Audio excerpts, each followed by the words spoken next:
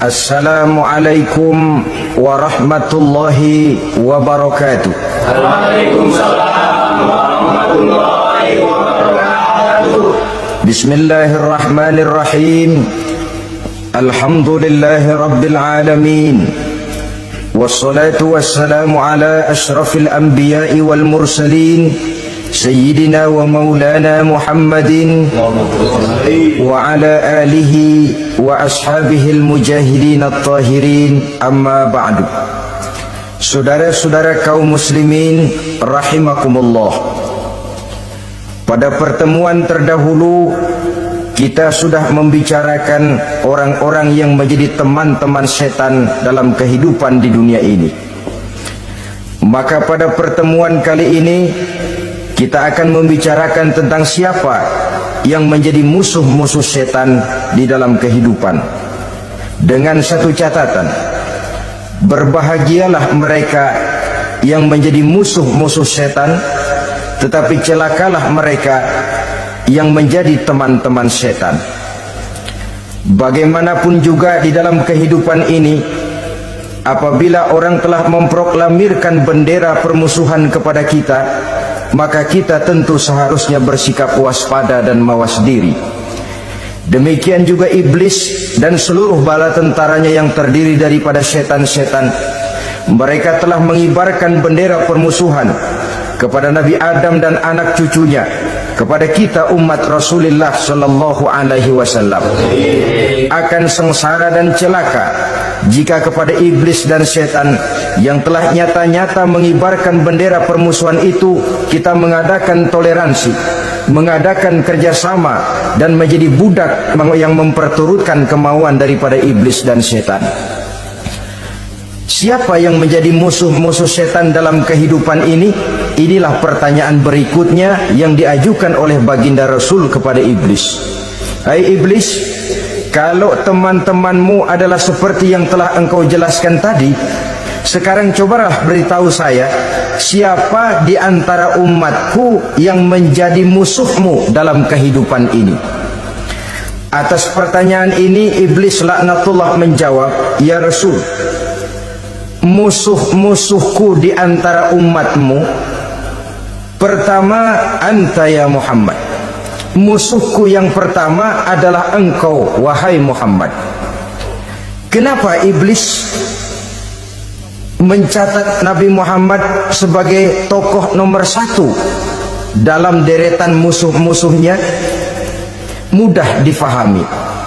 Pertama, keberadaan Rasul merupakan rahmah lil alamin, rahmah bagi lingkungan. Yang kedua, beliau berfungsi menyelamatkan manusia dari tempat yang gelap gulita, dari tempat kesesatan menuju tempat yang terang benderang, penuh berisi petunjuk dan hidayah dari Allah Subhanahu wa taala. Maka menurut iblis, inilah manusia perintang pertama atas segala daya dan usahanya menggelincirkan manusia ke jalan yang dimurkai oleh Allah Subhanahu wa taala. Kalau kita baca sejarah, risalah yang dibawa oleh Nabi Muhammad ini memang merupakan risalah yang membawa rahmah bagi alam sekitarnya. Ada sedikit perbedaan dengan risalah-risalah sebelum beliau. Sepertinya risalah yang dibawa oleh para rasul terdahulu itu mempunyai efek yang langsung pada kehidupan di dunia ini. Nabi Nuh misalnya menyampaikan agama. Hai umatku, ini agama. Umat menentang, turun banjir yang menenggelamkan orang-orang kafir. Azab diturunkan pada waktu itu juga, pada saat nabinya masih hidup. Jadi azabnya itu jenis cash, kontan. Nabi Soleh, hai umatku, ini agama. Mereka menolak, turun gempa bumi yang amat hebat menggulung orang-orang kufur. Nabi Musa, hai umatku, ini agama. Mereka menolak, sebagian ditenggelamkan di lautan merah, sementara sebagian lain dikutuk menjadi monyet-monyet yang hina, seperti diceritakan dalam Al-Quranul Karim. Lain dengan Rasulullah Sallallahu Alaihi Wasallam. Bagaimanapun kurang ajarnya umat yang dihadapi oleh beliau, bagaimanapun menentangnya jamaah yang dihadapi oleh beliau, azab tidak turun sepanjang beliau masih hidup. Ini merupakan jaminan dari Allah, wa ma kana Allahu liyu'azzibahum wa anta fihim. Allah sama sekali tidak akan menurunkan azab selama engkau wahai Muhammad masih hidup di tengah-tengah umatmu. Jadi keberadaan Nabi Muhammad merupakan jaminan keselamatan bagi umatnya. Selama beliau masih hidup, azab tidak turun bagaimanapun kurang ajarnya umat. Di sini sedikit bedanya dengan nabi-nabi terdahulu. Juga perbedaan dalam pola dakwah.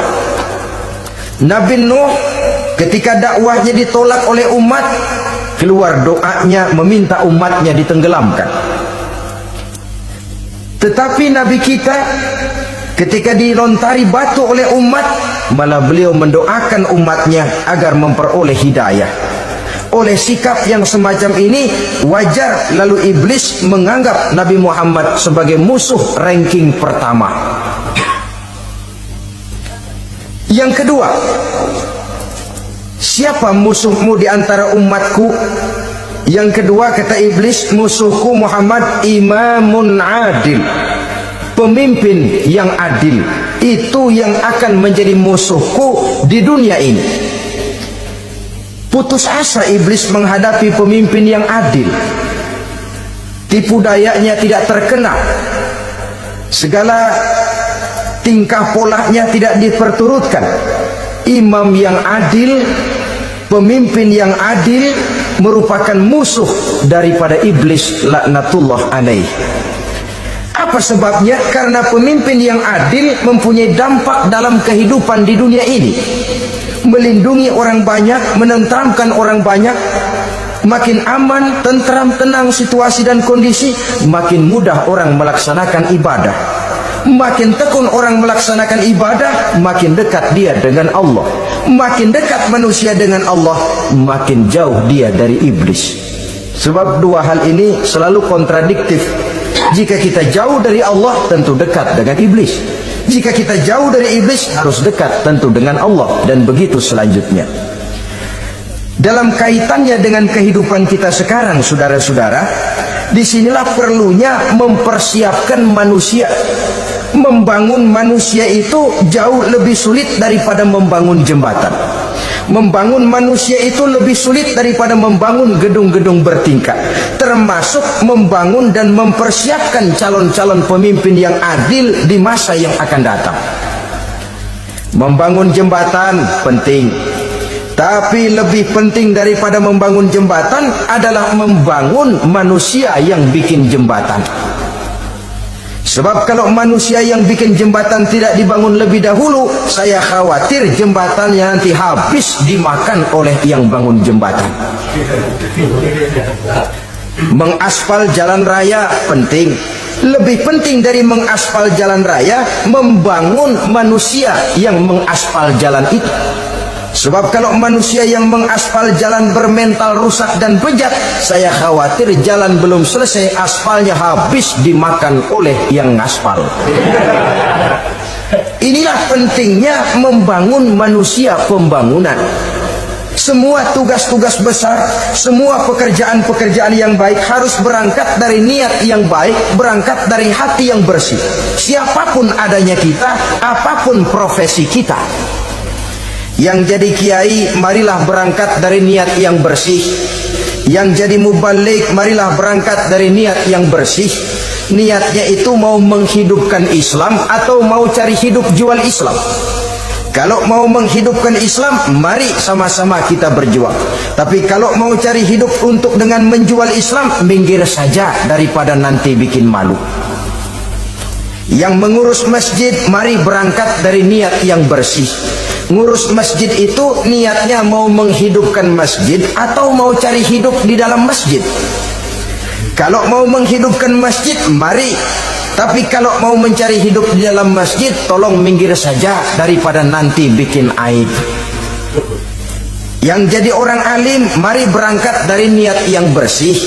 Jangan memperjualbelikan fatwa, yang halal dikatakan haram, yang haram jadi samar-samar, nanti membingungkan umat.